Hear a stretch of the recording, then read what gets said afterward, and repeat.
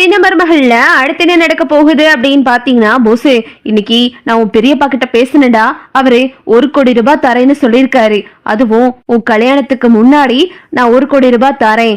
அவர் என் உசுரை காப்பாத்துனதுனால நான் கண்டிப்பா அவனுக்கு 1 கோடி ரூபாய் தரேன். அதை வச்சு உன் பையனை பொழைச்சுக்கிற சொல்லு அப்படின்னு சொல்லிட்டு பெரிய மாமா சொன்னாருடா. அதனால நீ கொஞ்சம் பார்த்து உசாரா இரு போசு.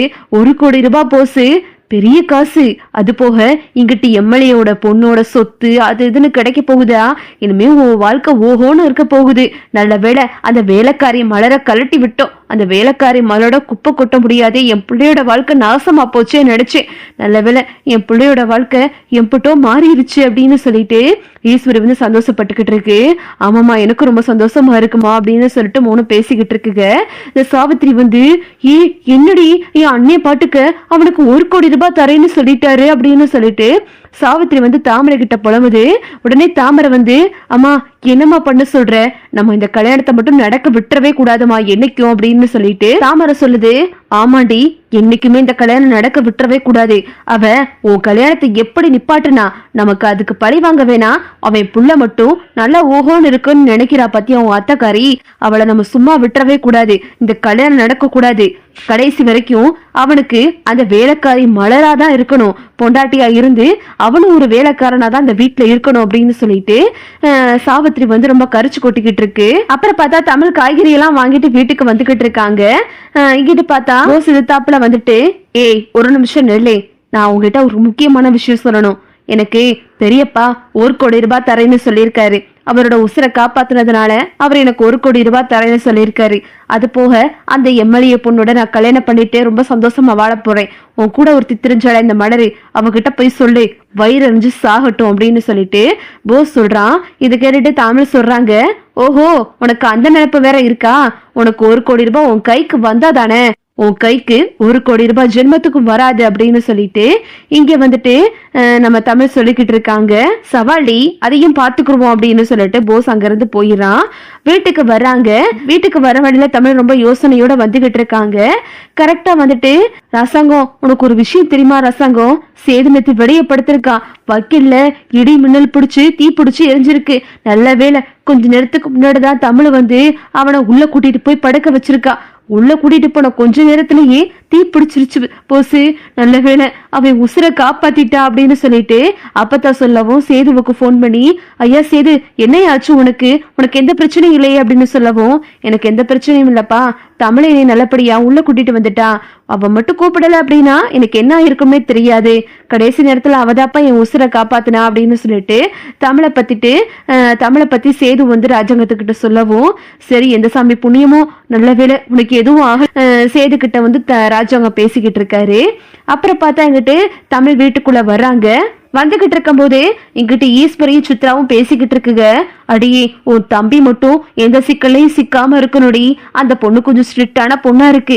போய் பேசுனா அந்த பொண்ணுக்கு பிடிக்கவே பிடிக்காதான். கொஞ்சம் நேர்மை உண்மைன்னு பேசுற பொண்ணு போல. அதனால நம்ம கொஞ்சம் உஷாரா இருக்கணும்டி அப்படின்னு சொல்லிக்கிட்டு இருக்கிறத தமிழ் கேட்டுறாங்க. ஓஹோ கதை இப்படி போகுதா அப்படின்னு சொல்லிட்டு அப்புறம் பார்த்தா தமிழ் வீட்டுக்கு வந்துடுறாங்க.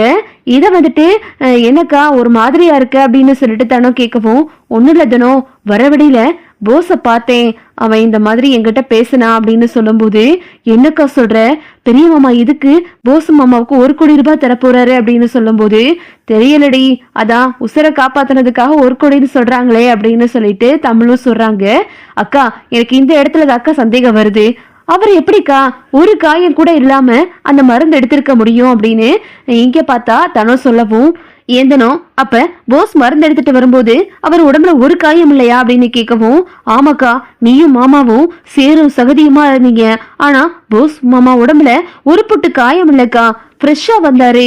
அது ஒரு சந்தேகமாவே இருக்குக்கா, அவர் தான் மருந்து எடுத்தாரா அப்படின்னு சொல்லும் போது அதுக்கு தமிழ் சொல்றாங்க, இல்லதனோ நான் தான் மருந்து எடுத்தேன். வர வெளியில யாரோ தலையில அடிச்ச மாதிரி இருந்துச்சு. நம்ம இத பத்தி என்ன ஏதுன்னு விசாரிக்கணும் அப்படின்னு சொல்லிட்டு தமிழ் சொல்லிக்கிட்டு இருக்காங்க. கரெக்டா தமிழுக்கு ஒரு போன் வருது. அதை எடுத்து பேசுறாங்க. மேடம் நீங்க தமிழ்ச்செல்வியா அப்படின்னு கேட்கும்போது, ஆமா சார் நான் தமிழ்ச்செல்வி தான், நீங்க யார் பேசுறது அப்படின்னு தமிழ் கேட்கவும், நான் சிறுமலையில உள்ள வனத்துறையினர் டிபார்ட்மெண்ட்ல இருந்து பேசுறோம். அங்க மலைப்பகுதியில நாங்க விலங்குகளை கண்காணிக்கிறதுக்காக நிறைய கேமரா பொருத்தியிருந்தோம். அதுல சில காட்சிகள்லாம் எங்களுக்கு பதிவாயிருந்துச்சு. அதுல உள்ளது நீங்க தானா அப்படின்னு கேட்கும்போது, ஆமா சார் நான் தான். நீங்க ரொம்ப திறமையா அந்த மருந்து எடுத்திருக்கீங்க. அது போக அங்க உள்ள வண்டுகளை அழிச்சது ரொம்ப சுலபமா அழிச்சு முடிச்சிருக்கீங்க. எங்க யாராலையும் முடியாததை நீங்க பண்ணிருக்கீங்க. உங்க கணவர் அது அப்படின்னு கேட்கும்போது, ஆமா அவர் என் கணவர் தான் அப்படின்னு சொல்றாங்க.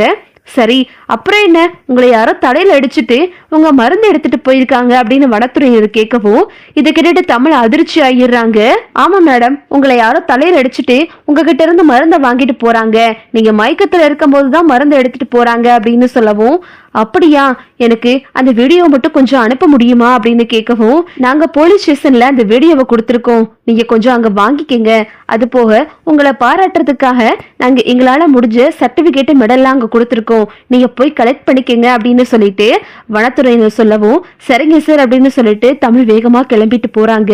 அக்கா என்னக்கா அப்படின்னு சொல்லும்போது, இருதனம் நான் வந்துடுறேன் அப்படின்னு சொல்லிட்டு தமிழ் வந்துட்டு போலீஸ் ஸ்டேஷனுக்கு போறாங்க.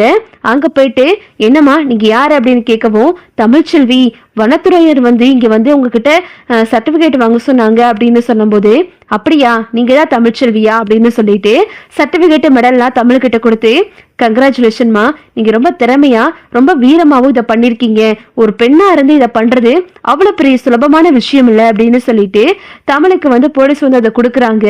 சார் அந்த வீடியோவை எனக்கு அனுப்ப முடியுமா, எங்க வீட்டுல எல்லாத்துக்கும் காட்டணும் அப்படின்னு சொல்லும்போது, கண்டிப்பா நீங்க உங்க போன் நம்பரை சொல்லுங்க அப்படின்னு சொல்லிட்டு தமிழ் போனுக்கு அந்த வீடியோவை அனுப்புறாங்க. தமிழ் அதை பார்த்துட்டு அதிர்ச்சி ஆயிடுறாங்க.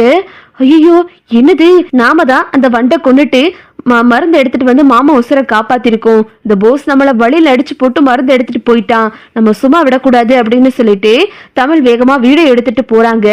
வீடியோ எடுத்துட்டு போற வழியில போஸும் அந்த பொண்ணும் கார்ல போய்கிட்டு ஒரு இடத்துல நின்று ஜூஸ் குடிச்சுக்கிட்டு இருக்காங்க. ஓஹோ நீ இங்கேதான் நிக்கிறியா, என்கிட்ட சவால் விட்டேல, இன்னைக்கு பாரு அப்படின்னு சொல்லிட்டு தமிழ் வேகமா அங்க போறாங்க. அங்க போயிட்டு, ஹலோ நீங்க யாரு அப்படின்னு சொல்லிட்டு அந்த பொண்ணு கேட்கவும், உடனே தமிழ் சொல்றாங்க, நான் இவரோட அண்ணனோட ஒய்ஃப் தான் அப்படின்னு சொல்லிட்டு தமிழ் சொல்லவும், அப்படியா இந்த விஷயத்த என்கிட்ட சொல்லவே இல்லை அப்படின்னு கேக்குறாங்க. நான் சொல்றதுக்குள்ள அவங்களே சொல்லிட்டாங்க அப்படின்னு சொல்லிட்டு போஸ் சமாளிக்கிறான்.